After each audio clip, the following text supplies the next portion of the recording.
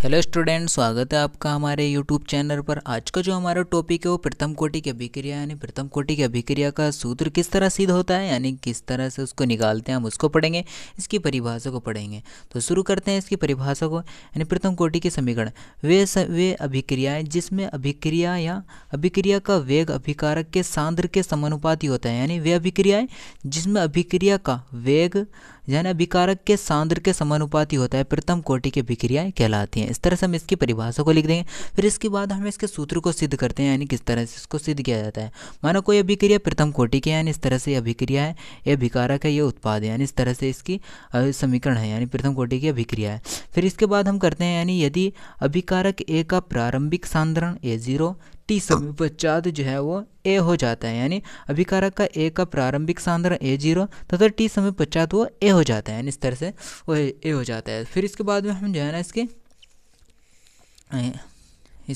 हम जो है ना इसकी प्रथम कोटि की समीकरण से हम इसको लेते हैं।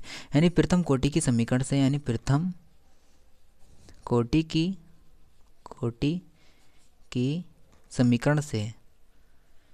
समीकरण से यानी जो प्रथम कोटि की जो हमारी समीकरण है उससे हम लेते हैं। यानी प्रथम कोटि के समीकरण से यानी किसके समानुपाती क्या आता है, इसने वेग के विकारक के सांद्र के समानुपाती होता है।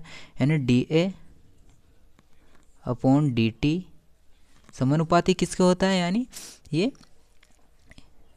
इसके, यानी इस तरह से इसका समानुपाती कर देंगे। यानी समानुपाती चिन्ह को हटाते हैं, यानी समानुपाती चिन्ह को जब हटाएंगे तो हमारा के, यानी समानुपाती चिन्ह को हटाएंगे यानी के स्थिरांक आ जाएगा, यानी ए। इस तरह से हम इसको कर देंगे। इतना करने के बाद हम इसको ए डी टी को हम किधर ले जाएंगे, इधर ले जाएंगे, यानी डी ए के इंटू डी टी ए। इस तरह से हम इसको इतना कर देंगे। इतना करने के बाद हम इसको फिर जो है ना दोनों ओर समाकलन करने के, यानी दोनों ओर, ये माइनस है क्योंकि अभिकारक जो है माइनस में लिखा जाता है, ये हम इसको माइनस में लिख देंगे। यानी दोनों ओर समाकलन करो, दोनों ओर समाकलन करने पर यानी दोनों ओर क्या कर देंगे, समाकलन कर देंगे, यानी दोनों ओर समाकलन करने पर। तो चलिए दोस्तों इसकी समाकलन करते हैं। यानी डी ए बराबर के इंटू डी टी, ए को हम जो है इसके बटे में पहुंचा देंगे, यानी इस तरह से ए इसके बटे में आ जाएगा। यानी जो ये ए था हमने इसके बटे में पहुंचा दिया। इस तरह हम कर देंगे, यानी इस तरह हम यहाँ दोनों ओर समाकलन कर देंगे। तो हमने इसमें इस समाकलन के सूत्र में पढ़ा था, एक सूत्र पढ़ा था समाकलन के उसमें, यानी चूँकि समाकलन यानी डी ए यानी डी एक्स अपॉन एक्स बराबर जो हमने पढ़ा था log ई एक्स, यानी इस तरह से इसका ये सूत्र होता है। यानी इस तरह से इसका सूत्र होता है। तो हमारा x की जगह क्या है, a है, तो हमारा क्या जाएगा, यानी ये क्या आ जाएगा, यानी log ई यानी ई ए। इस तरह से जाएगा, यानी यहाँ से समाकलन हटेगा, यानी के टी प्लस के सी। यानी सी बराबर क्या हमारा, सी बराबर है समाकलन नियतांक, यानी समाकलन नियतांक होता है। तरह से लिख देंगे।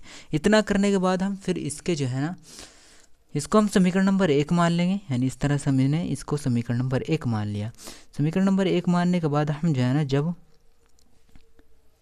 जब t बराबर 0 और a बराबर A0, यानी इसमें हम रखते हैं, यानी t बराबर क्या रखेंगे, 0 रखेंगे, और a बराबर क्या रखेंगे, A0, यानी इस तरह से रखेंगे। यानी समीकरण नंबर 1 से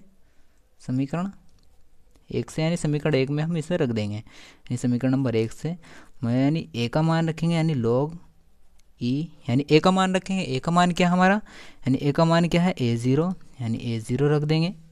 फिर इतना करने के बाद k गुणा और t का मान कितना रखेंगे, 0 रखेंगे, प्लस के c। इस तरह से हम इसके k की गुणा इससे करेंगे तो 0 आ जाएगा, यानी इस तरह c का मान क्या निकल कर जाएगा, log ई A0।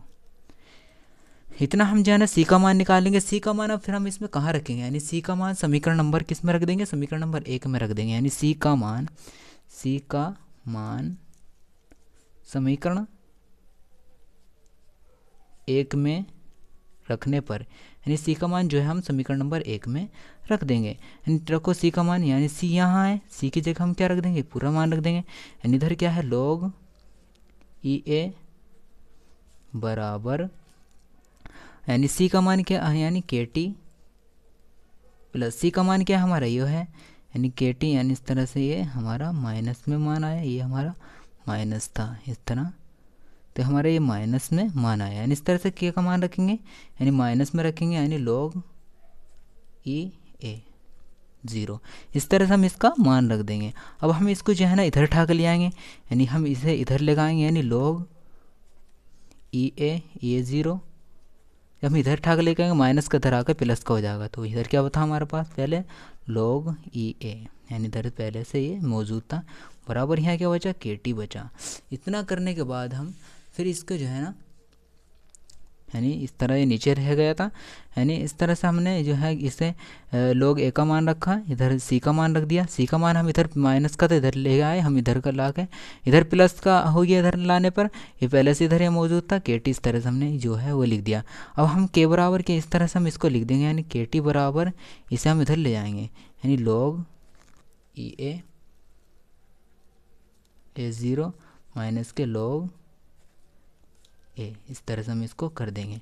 इतना करने के बाद हम जो है ना, अब चूँकि हमारा जो है ना, अब हम इतना जाने, चूँकि हमारा log जो है ना log m/n बराबर जो होता है, यानी log m माइनस के log n, यानी इस तरह से हमारा एक जो है ना सूत्र होता है, यानी log का जो सूत्र होता है, तो हम इसको जो है ना, इसको हम कैसे लिख देंगे, इस तरह लिख देंगे, यानी के टी बराबर क्या जाएगा हमारा, के टी बराबर log ए 0 अपॉन ए, इस तरह से हमारा ये जाएगा निकल के। इतना करने के बाद हम जो है ना के को यहाँ रोकेंगे, टी को इसके बटे में पहुँचा देंगे, यानी के बराबर क्या आ जाएगा हमारा 1/t log ए 0 अपॉन ए, इस तरह से हम इतना कर देंगे। इतना करने के बाद हम जो है अब log ई को, जो हमारा log ई है, log ई को हम किस में बदल देंगे, log ई को बदलेंगे log 10 में, log 10 में बदल लेंगे तो हमारा जो है log 10 में बदलने पर क्या होगा, यानी के बराबर इतने log 10 में बदलने के बाद हमारा यानी 3.0, यानी 3.0 यानी 2.303 बटे टी, इस तरह से इसके हमारी मल्टीप्लाई हो जाएगी, यानी log ए अपॉन ए, इस तरह से हम इतना कर देंगे। यानी यदि प्रारंभिक सांद्रण, यानी प्रारंभिक सांद्रण ए था, यानी प्रारंभिक सांद्रण ए था, यानी टी समय पश्चात वो जो है विघटित हो जाते हैं, यानी x में विघटित हो जाते हैं, यानी टी समय पश्चात x विघटित हो जाता है, यानी हो जाता है, यानी टी समय पश्चात विघटित हो जाता है। तो विघटित हो जाता है तब क्या बचा, शेष जो बचा हमारा, a माइनस के x, ये हमारा शेष बचा, तो हम इसमें रख देंगे, यानी इसमें रखते हैं, इसको हम इसमें रख देंगे फिर, यानी के बराबर 2.30 upon t log x upon a minus k x, इस तरह से हम इसकी प्रथम कोटि की समीकरण को निकाल देंगे। दोस्तों वीडियो अच्छी लगी तो लाइक करें, कमेंट्स करें और बेल आइकन की घंटी दबाकर चैनल को सब्सक्राइब कर लें।